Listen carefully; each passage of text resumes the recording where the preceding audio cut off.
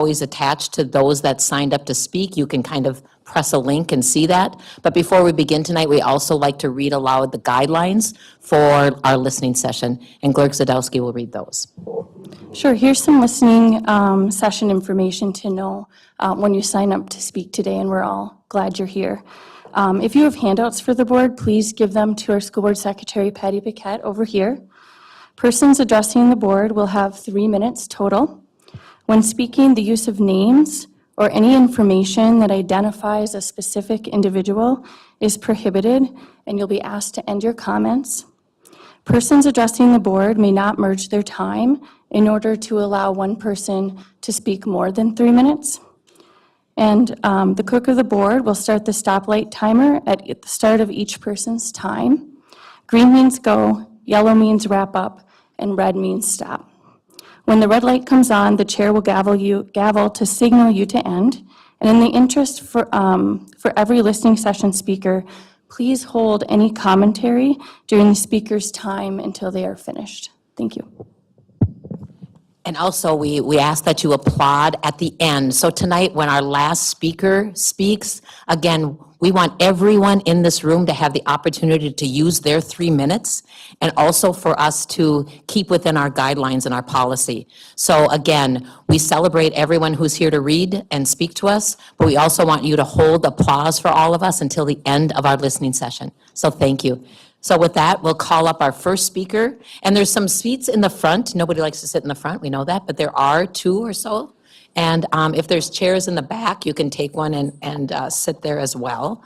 So our first speaker is Maureen Pearson, and then we ask Zoe Pearson to be on deck, which means I'd come up and maybe stay to the side. So Maureen is speaking today at first, and Zoe is on deck. And as we bring our speakers forward, I just wanted to say that we have 2 main topics today that people had signed up for. One was the American Indian Education Program that we have, and the other is our Solar for Schools with the Climate Club group. And I'll be addressing those further within my superintendent's report as well, because they thematically had to do with what we're doing. So there'll be more detail later in the meeting about it. Related to the solar, for instance, just as a for instance, and I'll talk about both, but solar, we do have 2 projects that we're looking at very, very seriously, and I can share more about the details of what that could and will hopefully look like.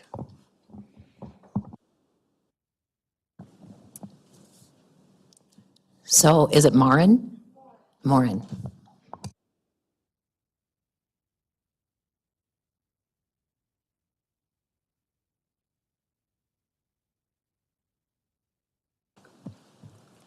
Good evening, school board members, Superintendent Magus. Is your mic on?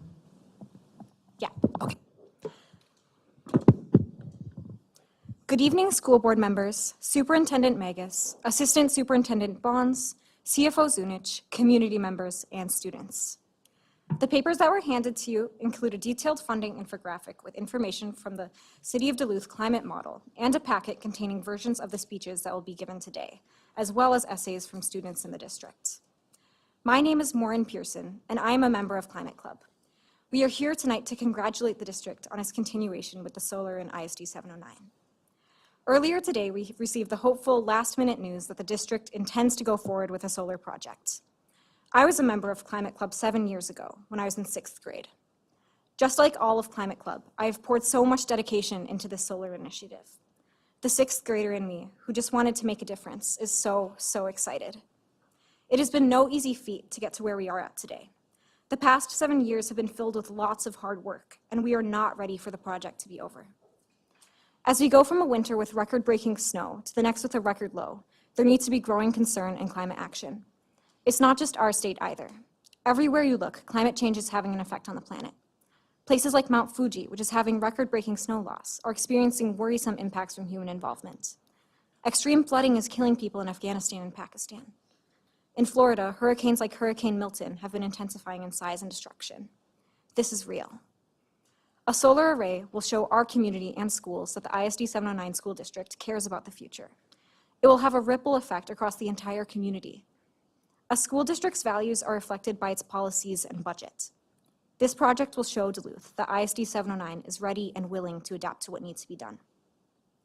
It will show that you care about the health of the city and the planet. And it will show that you care about the future generations. The students in this district rely on your actions, and your actions have meaning. Since the last time I spoke at this podium in June, I've seen the district do a lot of homework on this project. Today, we are here to thank you for all of the work you have done already. However, there is a lot of work ahead. As you continue to look for solar developers, make bids, and complete the Solar for Schools full grant application, we hope that you keep us students involved. The school district has taught us to be persistent and determined, and we have all of you to thank for that. Now, we are extremely hopeful about the future of this project, and hope with your help it can finally come to fruition. The district has the support, it has the funds, and it has the resources necessary to complete this project. We've seen over 100 schools in Minnesota utilize these resources, and we know that it can be done. Thank you, Warren Pearson.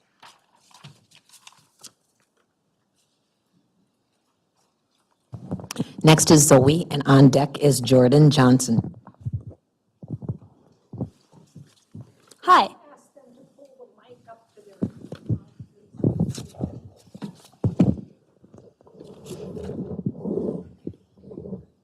Hi, I'm Zoe Pearson, a leader of the Duluth East Climate Club. As you all know, the district applied for the Solar for Schools grant back in July. At the beginning of October, we were told that the district has $500,000 set aside for solar. This is huge. But this doesn't mean that the work is over. There is still a lot left to do before the array can be built. This includes finding bids, financing, applying for the full grant application, and why we are here today, getting support from the school board. We know that the district is going through massive budget cuts, and we recognize how difficult of a situation the district is in. However, we want you to know that it's not impossible. There are actually many resources available to fund solar.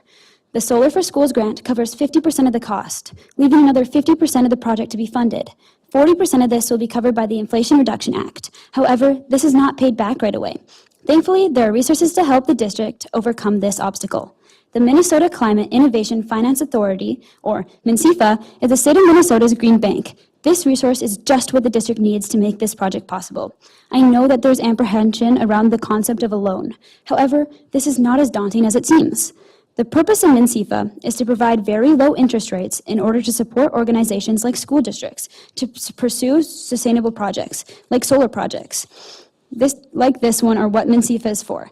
MNCIFA has even explicitly stated that they are able to help with Solar for Schools projects across Minnesota and would give priority to a project like ours. We recommend that you utilize this resource. We thank you for the support we have already received. The financial and environmental benefits that it will bring the district are great. This array, if invested in properly, has the power to keep district jobs, pay for maintenance, and invest in the future of sustainable projects. We appreciate that you have come this far to research the possibilities, and we hope to see this project to completion. As we move forward with a solar project, we hope to still be included in correspondence and decisions made by the district. Continuing with our involvement would be valuable both to us and the district, as we have done countless hours of research on this topic and have extensive knowledge. Thank you for inspiring all of us and the future students of ISD 709.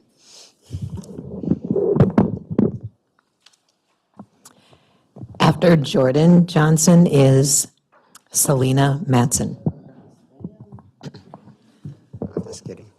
Good evening, Madam Chair, members of the school board. My name is Jordan Johnson, and I'm grateful to be here with you tonight. I am before you this evening to express my utmost concern for future budget cuts and allocation of funds for school districts around Denfeld, Lincoln Park, and programs working closely with our Indigenous, Black, and young people of color, and our LGBTQ+ community members. I'm also asking you to ensure that you abide by our state statute education code pre-kindergarten to grade 12 that ensures there's an American Indian education coordinator and any other positions supporting our Indigenous children that are effectively in place. In Duluth, 7.4% of our young people are identified as Indigenous community members, which is the second largest population in the school district. As elected officials, I feel strongly about your responsibility to ensure our children and youth have fair opportunity to excel in our education system. And Duluth is a predominantly white community, 88%. Students represent 77%, and our staff represent 90% of our faculty. Education aspiration and youth wisdom arise with adequate funding and programming that support our students.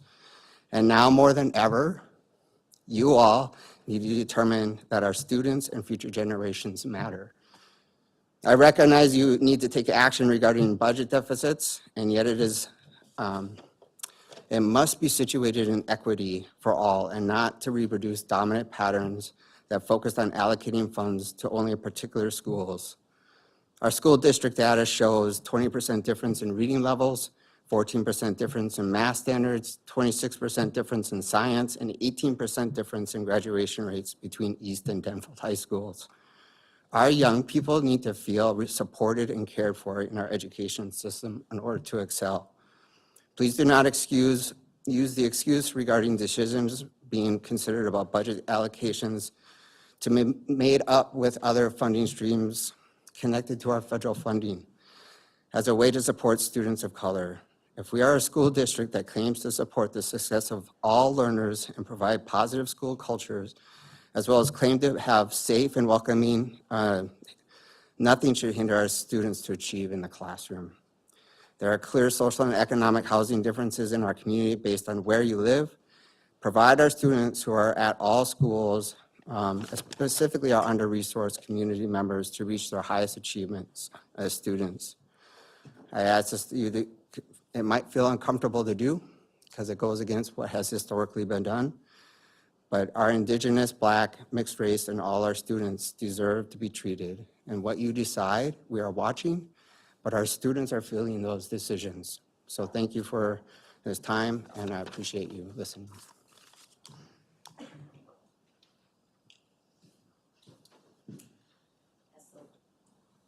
As Selena comes forward, on deck is Weston Peterson. Hi, I'm Selena, a freshman at East High School.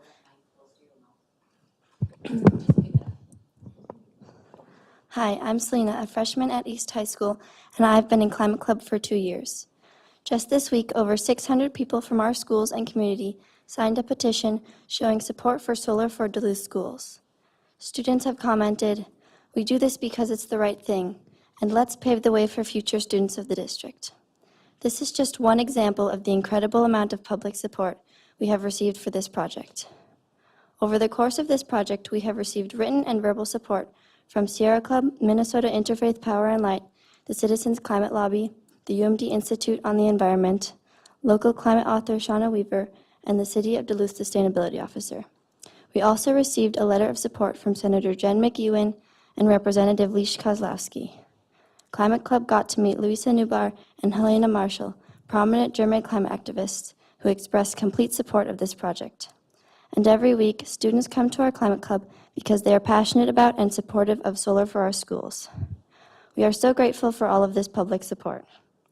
We also were happy to have several school board members attend club meetings. We are very excited and hopeful about getting solar in our district, and it was heartening to see members at our meetings. In the Duluth Climate Action Work Plan, Duluth set a climate goal of reducing carbon emissions 80% by 2050, and Minnesota's goal is to reach net zero emissions by 2050. Following through with Solar for Duluth schools will be a great step in this direction. By doing our part, we would also show the City of Duluth and students in the district that we are willing to prioritize climate and take action. Climate change is a pressing issue, and by installing solar panels, we would be protecting the health and safety of students in the future. It is important to take this opportunity to both improve the environment and the lives of students. The community wants to see this change. We are so thankful for all of your support this far. Thank you not only for listening to our voices, but acting on them. I consider students in our district very fortunate to have leaders that take into consideration the hopes and needs of their students. Thank you for your time.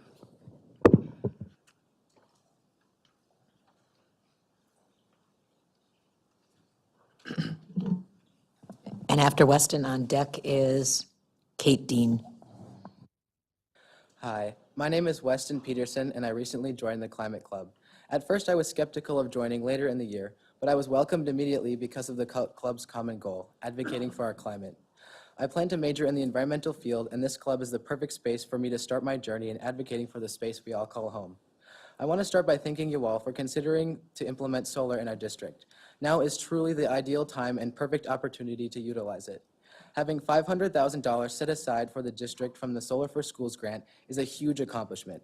With this covering 50% of the cost, and the Inflation Reduction Act covering another 40% of the cost, 90% of the total cost of an array would be paid for. Thank you for taking advantages of these funds. Having a large array would be more beneficial for the district than a small array. To highlight this, a small array with 120 kilowatts has a long payback period of 24 years and a lifetime savings of only $2,900. In contrast, a large array, 426 kilowatts for example, would begin to make revenue in only 1 year and would have a lifetime savings of $1.3 million. From a 426 kilowatt array, the district would save $52,000 annually. The actual savings would probably be larger, as all of these numbers are conservative estimates from the City of Duluth's climate model. We understand that the district is facing many challenges under the new budget cuts. We know how hard this is on the school board, teachers, staff, and students. These savings from solar can be used for teacher salaries, new technology, and future sustainable projects. There are other financial incentives to pursuing solar. Inflation is causing prices of fossil fuels and oils to rise. The definition of non-renewable energy is that it will eventually run out. So in 50 years, when the world's oil reserves are dry, renewable energies will have to be invested in anyways. By implementing solar, our district will save money and will be looked to as a leader in green energy. This will make a difference in our community and show other schools across the state and nation what can be done to help their students and the planet. Thank you.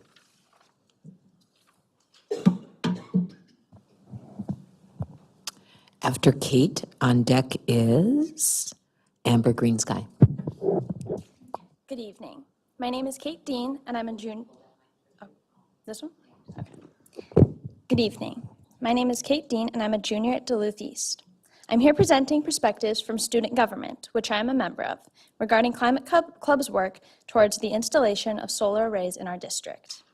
Your willingness to hear student voices and to support this project sets a monumental precedent, and we are incredibly appreciative of your support for student involvement. As I spoke with other members of student government in preparation for this meeting, I was repeatedly met with the sentiment that people care about planning for and enacting long-term change. The fact that there are such positive reactions to this proposal from a group of students who are so involved with the inner workings of the school is a testament to its importance. One of the biggest roles of student government is to organize and put on events. From tailgates and football games to dances and the talent show, I've seen that if students care about an event, they'll show up. It's simple. If students are excited about something or see something as pertinent to themselves, they will be there. Our presence today shows our commitment to this project, and we hope that your decision will show your commitment to our futures. I understand that there are concerns about starting a project of this scale while also making budget cuts. In preparing for our recent discussion regarding budget decisions, student government spent time looking into the district budget. Between that research and the explanations provided during the meeting, we understand that a huge reason for the need for budget cuts comes from the loss of government COVID relief funding and the fact that the district expenses increase 5% yearly, while state funding only increases 2 to 3% yearly. With that in mind, it is in the district's best interests to plan for future expenses now. As previously stated and as shown on the infographics in front of you, the addition of this solar array will save the district money in the long term. You have the unique opportunity before you to make a decision that will ensure clean energy for our district, even as the prices for fossil fuel energy continue to rise. This project is years in the making, and it deserves to be considered for what it can do years and years from now. Your welcoming of student voices regarding this project shows that this is a district based on student voices and futures, and I, along with the Climate Club and student government, feel fortunate to be a part of it. I chose to join StuGo because I wanted opportunities to be involved with the work that goes into making daily life better for students. I trust and hope that although on a different scale, you have similar reasoning for wanting to be a part of the school board. I have faith that you see your positions as opportunities to do the right thing. I have faith that you understand the direct impact your decisions have on students, their families, our community, and our environment, now and in years to come. This is your opportunity to prove that that faith is well-founded. You have heard and responded to Climate Club's call to action thus far, and we are excited to see how you will continue to show up for this project and ones in the future. Thank you.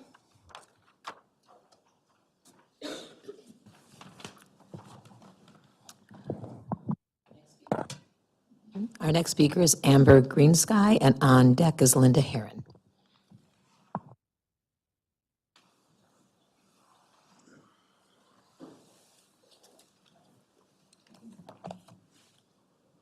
My name is Amber Greensky, and I am an American Indian parent of a student enrolled in American Indian programs here at Duluth Public Schools.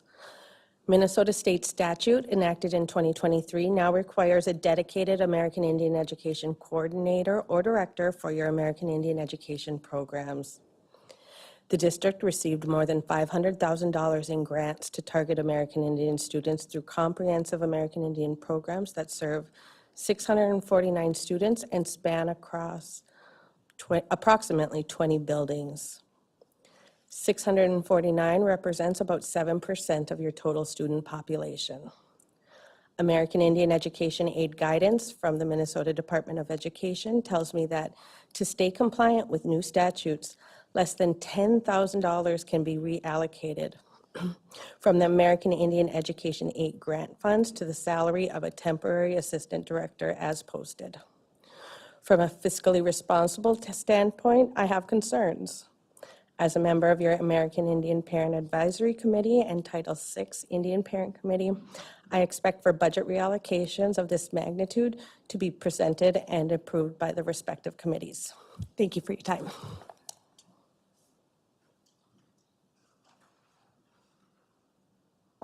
Linda Herron, and on deck is Mary Owen.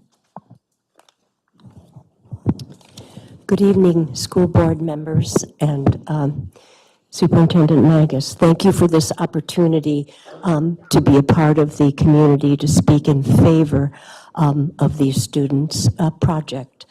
As a Duluth resident and a taxpayer in School District 709, I speak in support of the district accepting the $500,000 state grant for a solar array of 426 kilowatts on Stowe Elementary School. With the added financial boost of federal tax credits amounting to 40% of the cost, the district will ultimately pay for just 10% of the installation.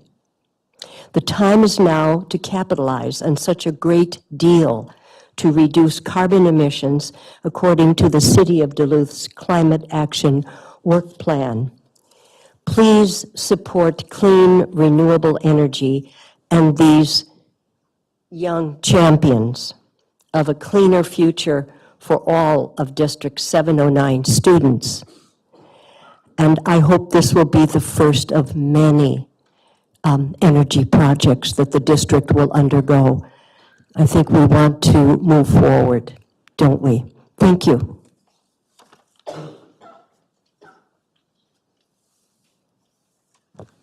Mary Owens, and on deck is Jill Crawford Nichols. Bonjour.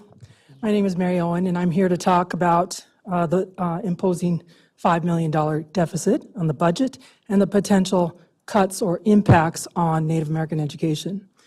As many of you know, because I've talked about this before, Native leaders in education, healthcare, and many different areas have asked for the cultural teaching that we now have at our high school, the pilot program, the Indigenous cohort at Denfeld High School. This program is critical in a school district and in a state that has the second to worst outcomes in the entire nation for kids of color. Some states have even imposed lawsuits against states because they can't educate all of their students. It's totally unacceptable, which has happened in this community for decades. Finally, we have a program that has the potential to make groundbreaking change. It cannot be touched. Now, I heard the superintendent and the assistant superintendent tell us that was not on the table, and we just want you to all know that we're watching. Finally, a groundbreaking program. Not only that, but the K-5 program that exists for our younger Native kids is critical to hold on to as well. If anything, we should be adding to the budget to improve and increase any gaps between those two programs. I know there's a deficit. I know that it's going to be hard to money, but again, in the name of equity, don't touch those programs. If anything, add more to them. And in my final minute, or whatever it is I have left, I'd like to ask you all to reconsider this non-democratic process of speaking to the school board, that there are only 10 people. When you have the deficits, when you have the difference in outcomes for students that exists in this community, in this town, how can you only have 10 or 15 speakers in a listening session that's not required? It's ridiculous and definitely newsworthy. Thank you.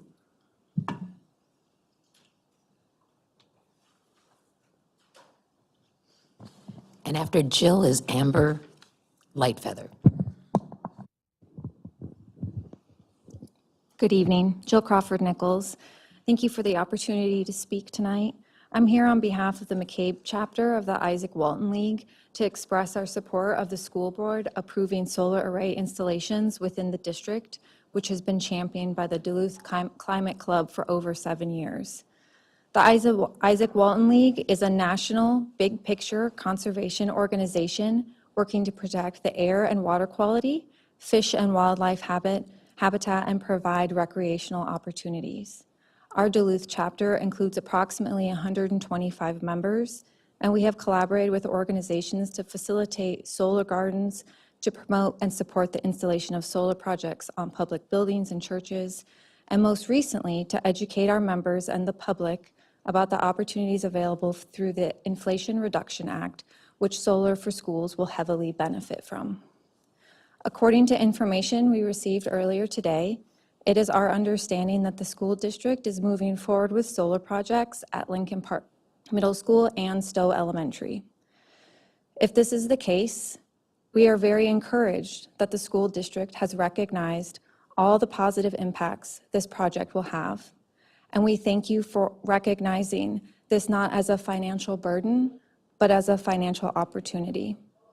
Along with the positive climate impact and working toward the city's 2050 emission goals, the Duluth School Board is being a role model to the community.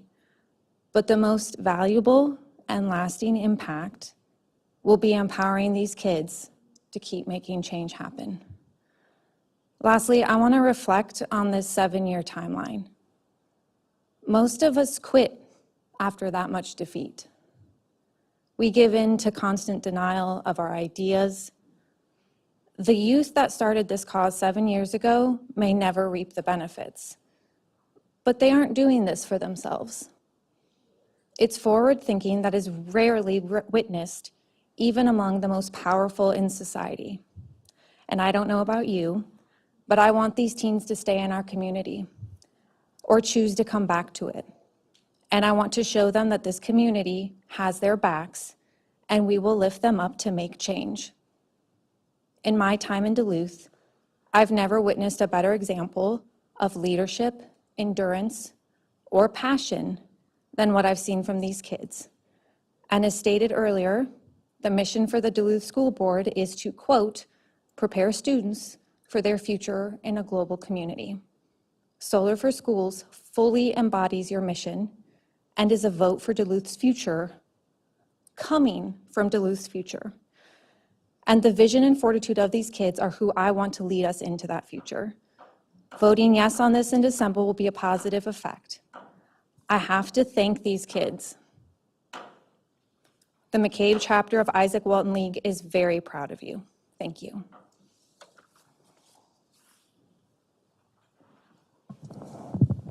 After Amber is Julie O'Leary.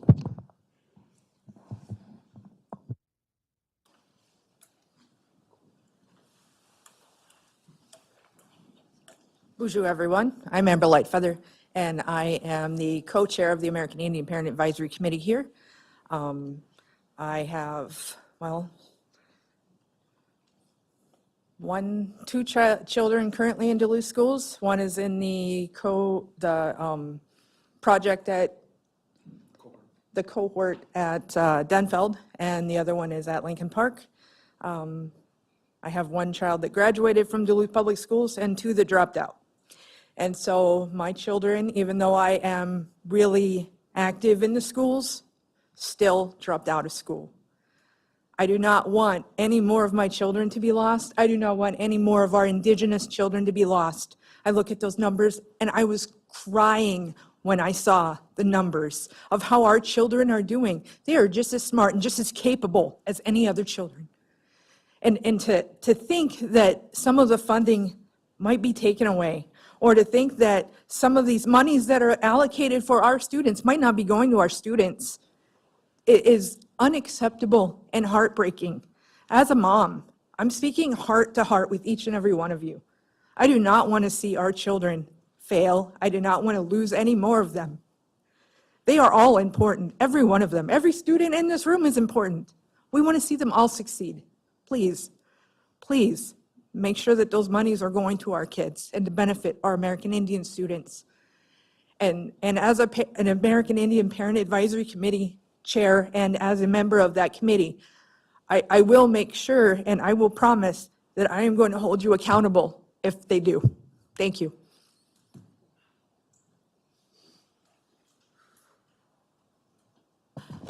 Our last speaker tonight is Julie O'Leary.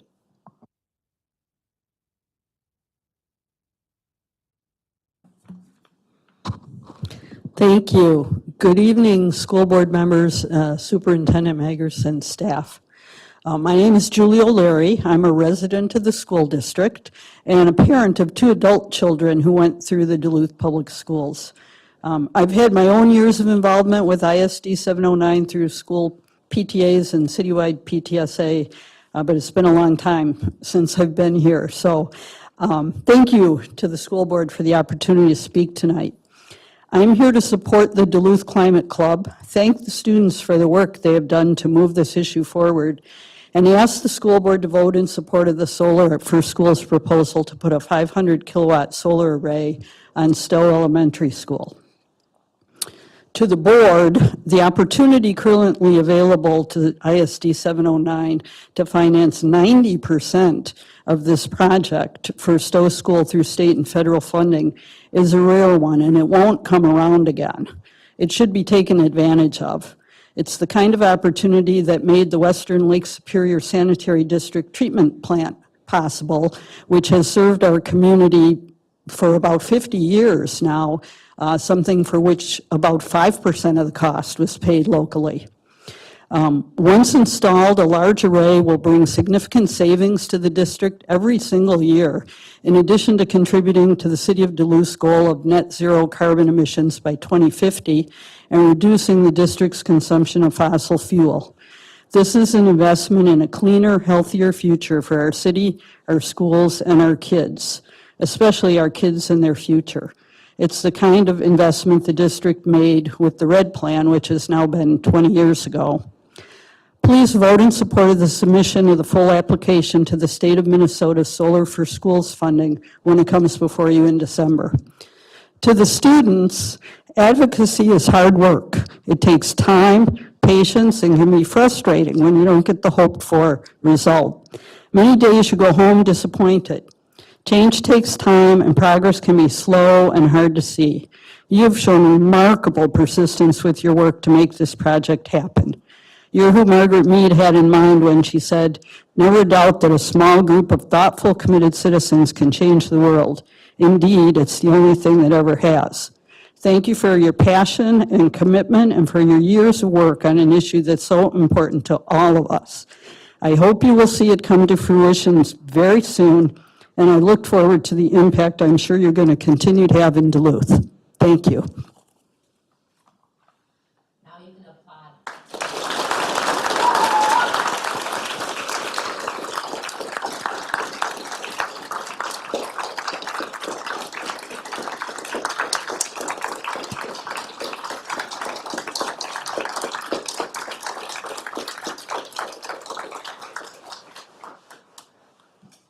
And that concludes our listening session. Thank you for coming. Bob? Yes. No, I just wanted to say thank you to everybody who spoke tonight, and also, just as a reminder, during my superintendent's report that happens very early in the meeting, I have a couple of slides related to solar and American Indian education that further outline some things that are developing.